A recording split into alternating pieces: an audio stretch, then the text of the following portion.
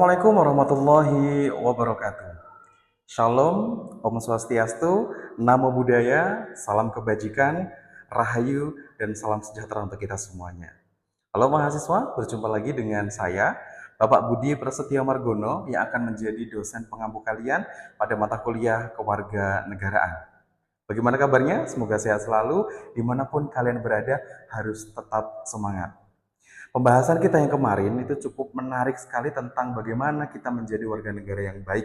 Begitu ya. Sebagai Gen Z juga, kita harus tahu dan bisa memberi manfaat kepada negara kita. Apapun nanti profesi kita di masa depan, kita harus tetap menjadi warga negara yang baik atau good citizen dan smart citizen.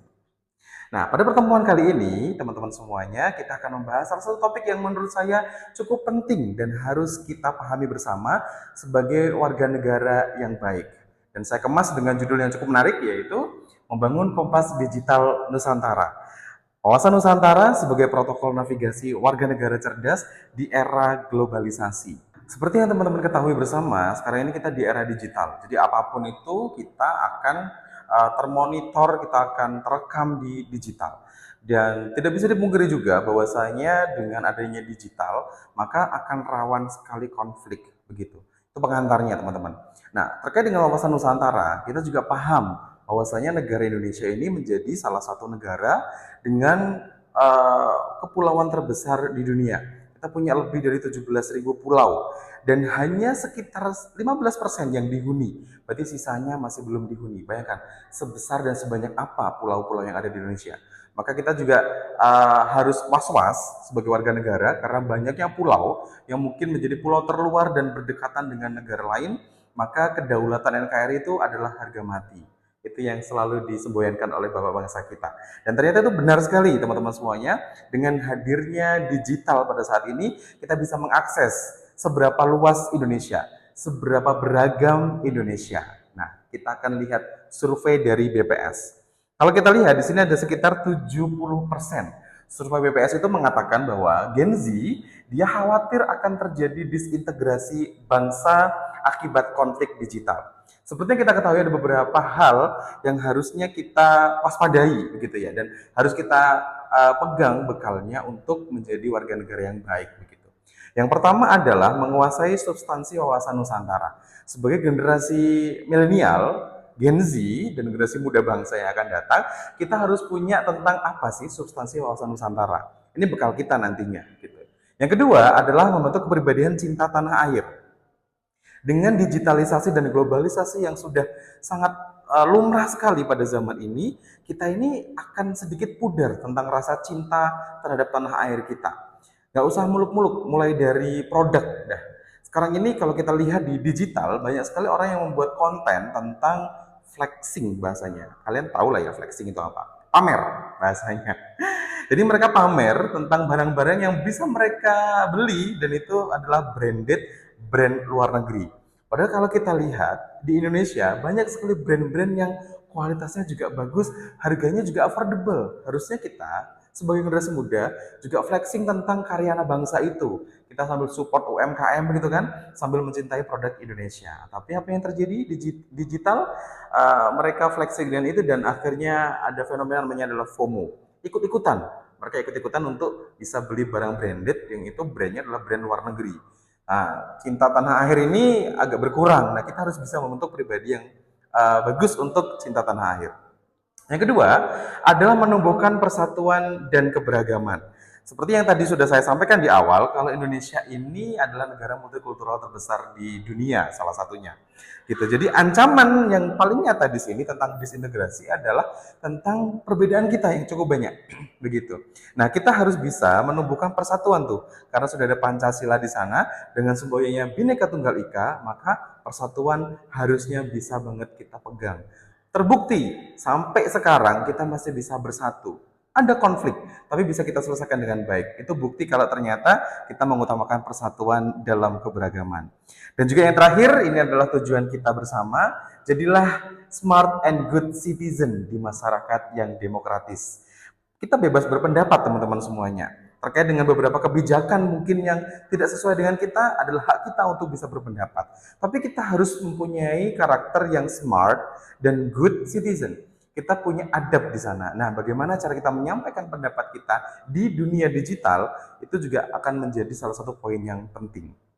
Ini adalah bagaimana kita bisa menangkal ancaman nyata terkait dengan disintegrasi.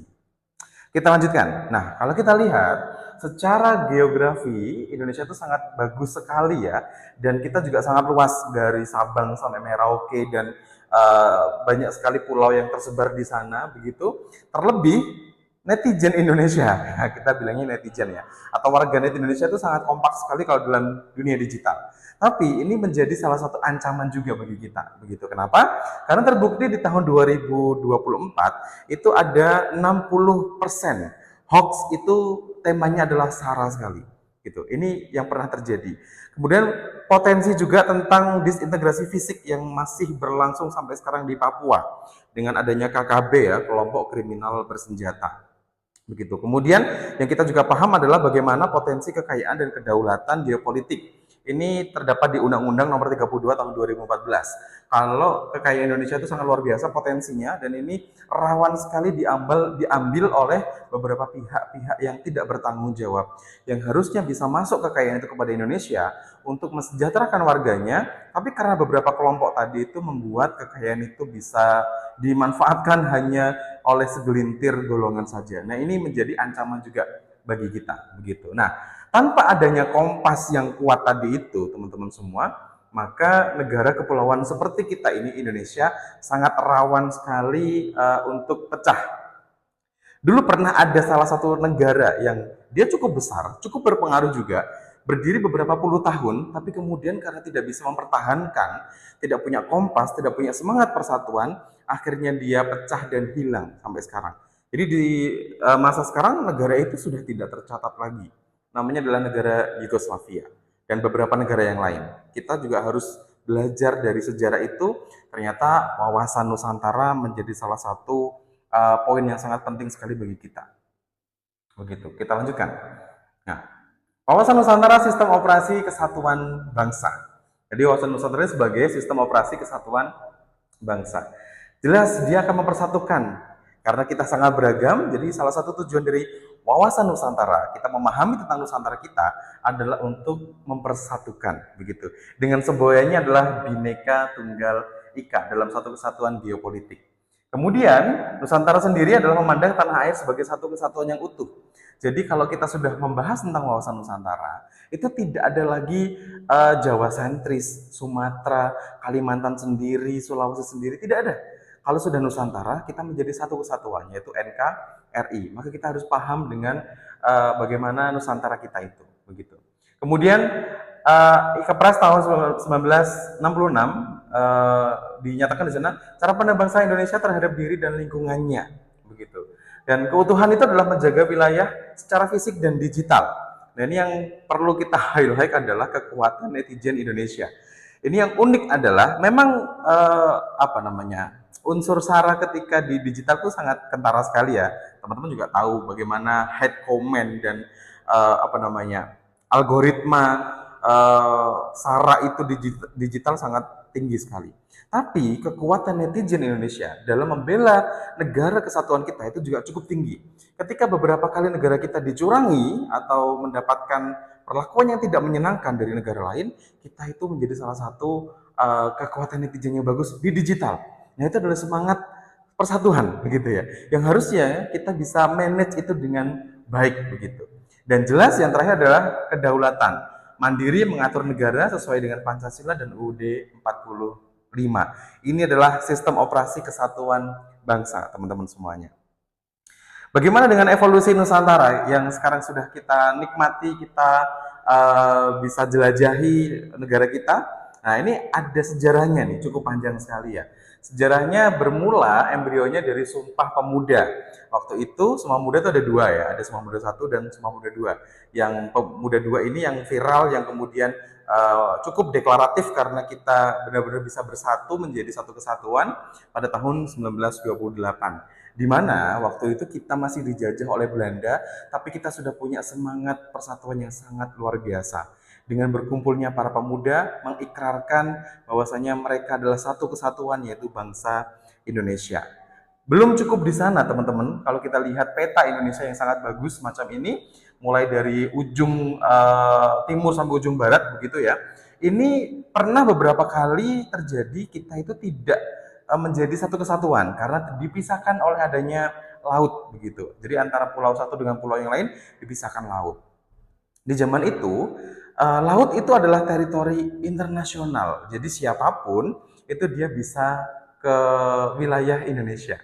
Jadi antara Jawa dengan Kalimantan, kalau kita lihat di sini, itu di tengah-tengah sini bisa banget tuh ada beberapa kapal-kapal militer mungkin dari bangsa lain di zaman dahulu. Maka kemudian bagaimana untuk menyatukan Nusantara kita tahun 1957 melalui salah satu tokoh bangsa yang sangat luar biasa, uh, dilakukanlah yang namanya deklarasi Juanda, adalah laut sebagai pemersatu, begitu. Jadi prinsip archipelagic state mengubah laut dari pemisah menjadi jembatan NKRI. Yang dulunya kalau di tengah-tengah ini adalah wilayah internasional, nah sekarang kita diberikan cakupan yang agak cukup panjang, gitu ya. Dari daratan atau dari pantai, garis pantai ke 3 km itu adalah wilayah Indonesia. Kemudian dilanjutkan lagi dengan 1982. Ini menjadi revolusi yang sangat luar biasa bagi kita. Namanya adalah UNCLOS. Teman-teman tahu semuanya pasti ya, pernah belajar di SMA. Adalah kedaulatan yang diakui oleh dunia dengan pengakuan ZEE seluas 5,8 juta kilometer. Itu mengukuhkan secara resmi negara Indonesia adalah negara menjadi satu kesatuan. Jadi bukan lagi diukur dari garis pantai, tapi dia adalah wilayah terluar dari Indonesia. Otomatis yang di dalam sini mereka semuanya adalah menjadi bangsa Indonesia milik kita bersama. Sejarahnya cukup panjang. Jadi kalau sekarang kita bisa kemana-mana dengan nyaman, kita bisa menikmati potensi Indonesia, itu kita lihat sejarahnya cukup panjang untuk bisa menyatukan NKRI.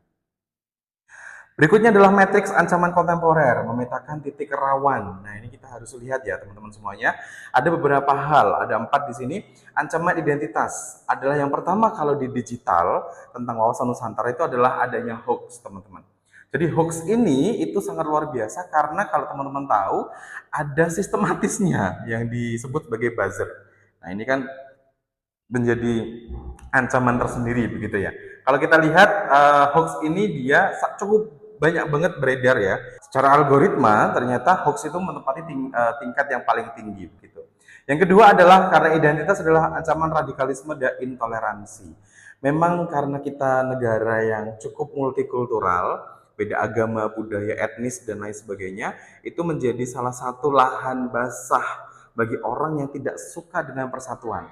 Maka radikalisme dan intoleran ini adalah menjadi salah satu ladangnya mereka untuk memecah belah bangsa, begitu. Yang kedua adalah invasi kultural, teman-teman semuanya. Globalisasi tanpa filter, dominasi budaya asing. Nah, ini yang sering FOMO-FOMO, ya saya sendiri juga mungkin suka ya dengan beberapa budaya luar negeri, tapi tidak kemudian menjadikan mereka itu part of my life. Sebagian dari hidup saya, bukan, itu nggak boleh semacam itu. Kalau sebagai entertain hiburan mungkin oke lah. Sebagai referensi mungkin juga boleh. Tapi kalau menjadi part of life yang itu kemudian mengganggu keseharian kita dan juga mengancam tentang wawasan Nusantara kita, maka itu harus kita filter gitu ya. Apalagi beberapa budaya yang itu cukup ekstrim. Maka Pancasila sebagai ideologi kita itu menjadi filter yang cukup baik untuk kita semuanya begitu. Yang kedua adalah infiltrasi ideologi transnasional. Nah, ini cukup menarik kalau kita bahas karena beberapa ideologi transnasional itu sudah pernah masuk ke Indonesia. Salah satunya adalah ISIS. Teman-teman tahu ya, organisasi yang katanya basisnya adalah agama, tapi ternyata mereka melakukan hal-hal yang tidak sesuai dengan agamanya. Nah, ini harus kita tangkal bersama. Berikutnya adalah kesenjangan. Kesenjangan ini adalah ketimpangan ekonomi regional. PDB per kapita NTT dan DKI Jakarta itu selisihnya bisa 3 kali lipat, teman-teman. Nah, ini adalah potensi dari daerah masing-masing, begitu. Ini agak miris. Memang sedikit ada kesenjangan di sana terkait dengan pendapatan daerah, begitu. Ketika kota-kota yang dia berdekatan dengan ibu kota, maka biasanya dia aksesnya cukup mudah, kemudian pengembangan ekonominya juga mudah, sehingga mereka mendapatkan APBD yang cukup besar. Nah, ini agak sedikit sulit ketika dia itu jauh, apalagi pemerintahnya mungkin belum bisa mengakomodir dengan baik potensi alamnya, sehingga APBD yang diterima itu cukup kecil. Ini bagaimana untuk mensejahterakan masyarakat. Ini nantinya juga akan menjadi konflik, ini bahaya sekali begitu. Adalah tentang regionalisme dan konflik identitas. Nah, ini cukup menjadi bahasan juga dan harus kita cari solusi bagaimana supaya tidak terjadi konflik-konflik yang semacam ini. Begitu. Berikutnya yang terakhir adalah tentang kedaulatan, teman-teman. Adalah sengketa batas wilayah hegemoni ekonomi asing. Nah, seperti yang kita ketahui, beberapa pulau kita itu memang ada di luar sekali dan itu lebih dekat ke negara asing dan bisa sekali berpotensi konflik kita untuk memperebutkan wilayah itu.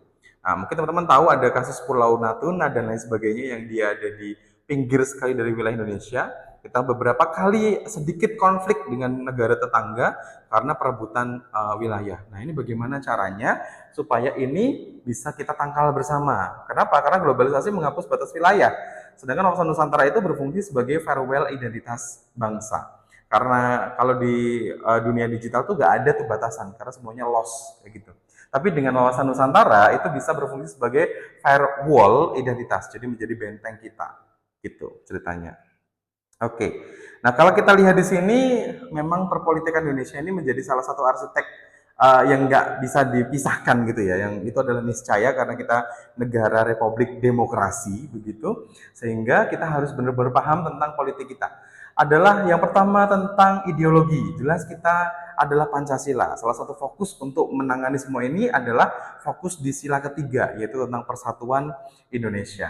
Berikutnya adalah satu konstitusi UUD 45, itu adalah mengunci status wilayah kesatuan Indonesia.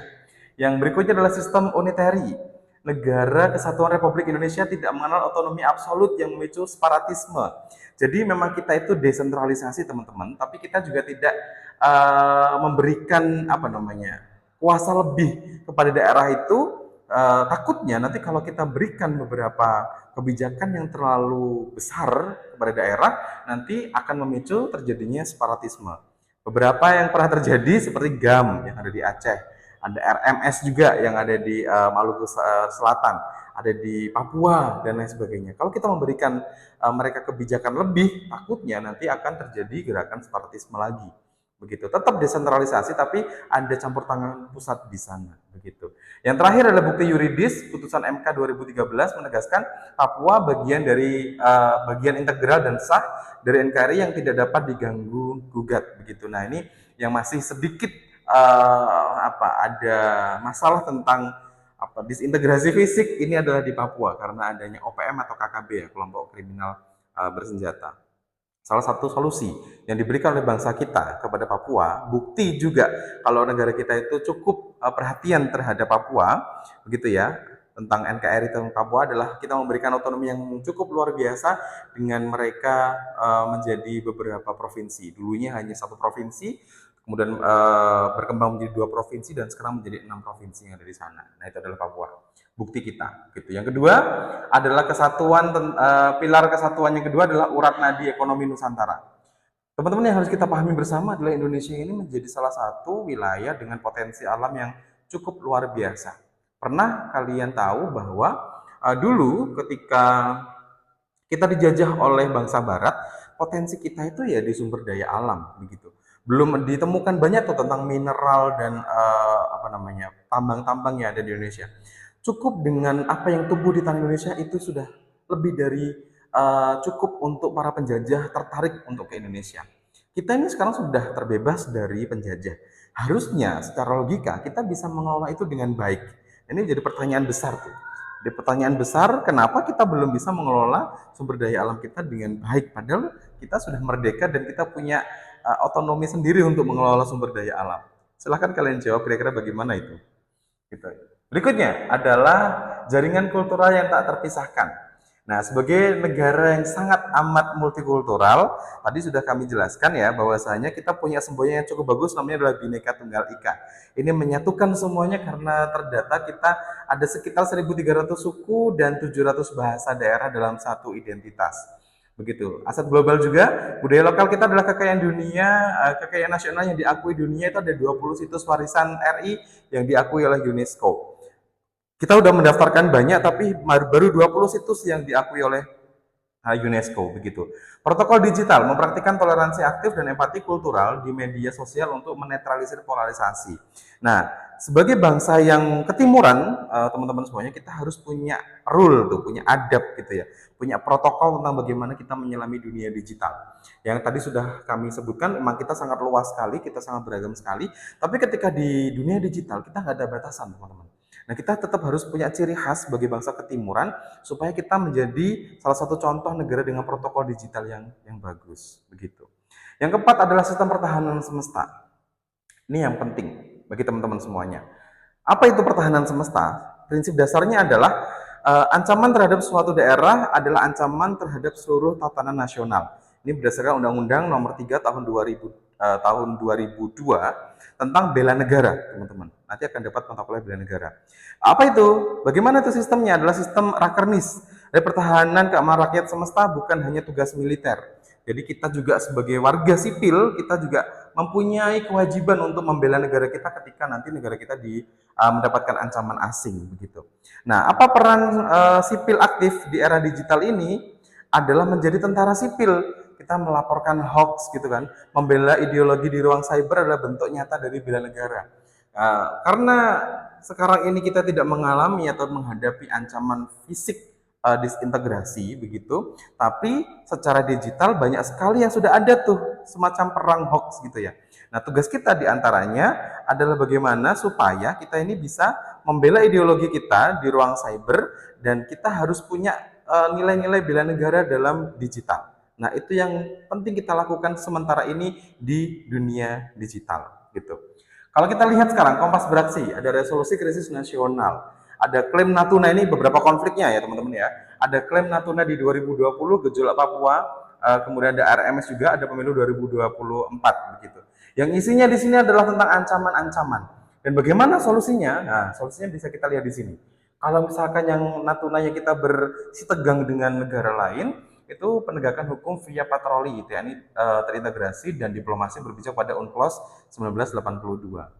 Kemudian kalau peran fisik ya, yang masih ada di Papua, pendekatan dialogis kultural, akselerasi pembangunan otonomi khusus atau OTSUS yang tadi saya sebutkan. Kalau di Papua itu sekarang sudah dibentuk menjadi 6 provinsi begitu. Ya, berikutnya adalah literasi digital. Kalau yang tentang pemilu ya, ini yang kalian tahu semuanya, perbedaan pendapat antara calon satu dengan calon yang lain adalah literasi digital massal dan penegakan hukum Undang-Undang ITE berbasis persatuan.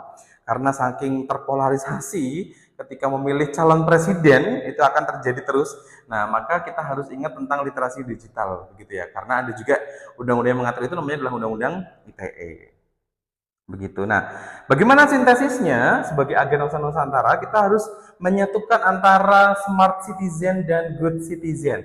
Menjadi salah satu simpulan yang bagus adalah agen wawasan Nusantara. Bagaimana kita mampu menavigasi ancaman digital sekaligus memperkuat rajutan fisik dan sosial di Negara Kesatuan Republik Indonesia, begitu.